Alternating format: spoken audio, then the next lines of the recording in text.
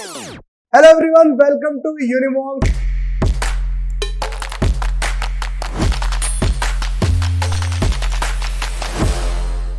मैं आयुष शर्मा आपका स्वागत करता हूं यूनिमॉन्क सीयूईटी प्लेटफॉर्म पर। तो बच्चों, नाम पढ़कर आपको समझ में आ गया होगा, आज हम लेकर आ चुके हैं वीडियो ह्यूमैनिटीज वाले बच्चों के लिए, ताकि उनका भी जो विजन है अपने कोर्सेज को लेके वो थोड़ा ब्रॉड हो जाए, उनको भी अपने सभी कोर्सेज के बारे में पता लगे। जैसा बच्चों आप सब जानते हो कि इन वीडियोस के अंदर हम बात कर रहे हैं उन कोर्सेज की जिनके बारे में आपको नहीं पता होता है कि दिल्ली यूनिवर्सिटी आपको प्रोवाइड कर रही है। ठीक है, बेसिकली जो हमारे कॉमन कोर्सेज होते हैं, अगर ह्यूमैनिटीज वालों की बात करें, आपका बीए ऑनर्स, ठीक है, in history, geography, political science, ये सब तो हमें पता होता है। या फिर आप बीए प्रोग्राम करते हैं अपने कोई भी 3 सब्जेक्ट के कॉम्बिनेशन के साथ, ये सब तो पता होता है। ठीक है, इकोनॉमिक्स कर लेंगे ये सब। बट आज के वीडियो में हम बात करेंगे उन कोर्सेज की जिनके बारे में आपको नहीं पता होता, जिनको परस्यू करके आप अपने फील्ड में, अपने फ्यूचर में और ही स्पेशलाइज्ड वे में जा सकते हैं और नई नई अपॉर्चुनिटीज से जुड़ सकते हैं।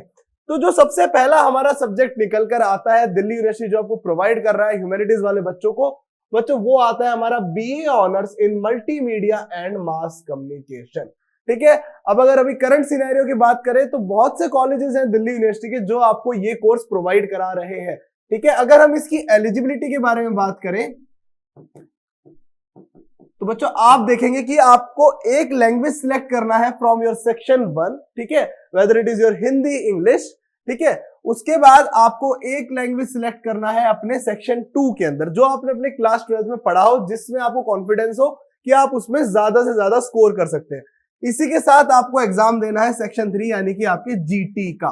ठीक है, आपको इन तीनों सब्जेक्ट्स को लेना है, इन तीनों के सब्जेक्ट कॉम्बिनेशन बनाने हैं, अपने सीयूईटी में एग्जाम देना है, आप एलिजिबल हो जाएंगे मल्टीमीडिया एंड मास कम्युनिकेशन वाले कोर्स के अंदर एडमिशन लेने के लिए। इन तीनों सब्जेक्ट कॉम्बिनेशन के स्कोर पे ही आपकी मेरिट लिस्ट आएगी, आपका स्कोर आएगा, जिससे आप मैच करके अपने इस कोर्स के अंदर एडमिशन ले सकते हैं।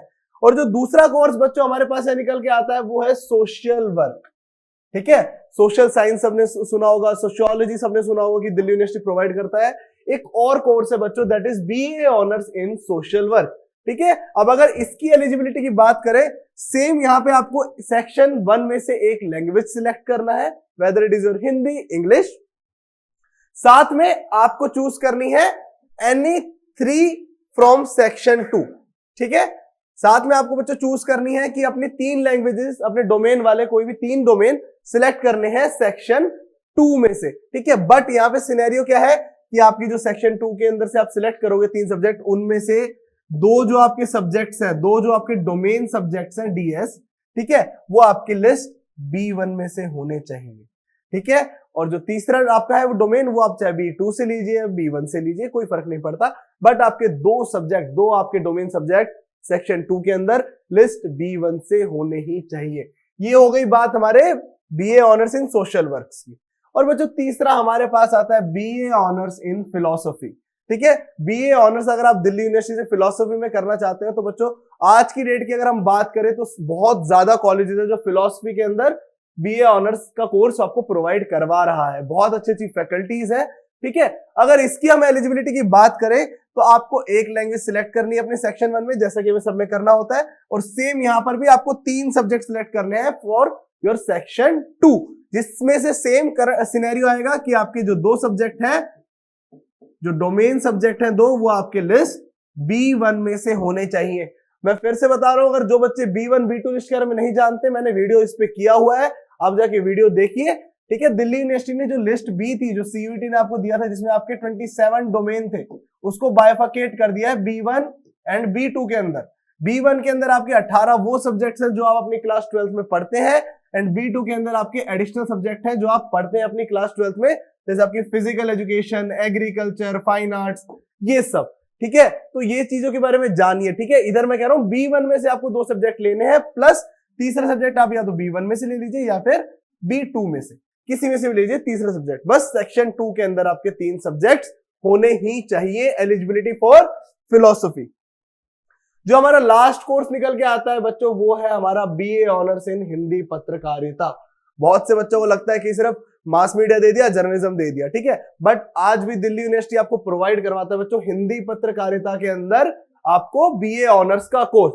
अब इसकी एलिजिबिलिटी के लिए बच्चों आपको कंपलसरी है कि अपनी लैंग्वेज सेक्शन के अंदर ओनली हिंदी सिलेक्ट करना है, अपने सीयूटी में हिंदी से लैंग्वेज का पेपर देना है इन योर सेक्शन 1।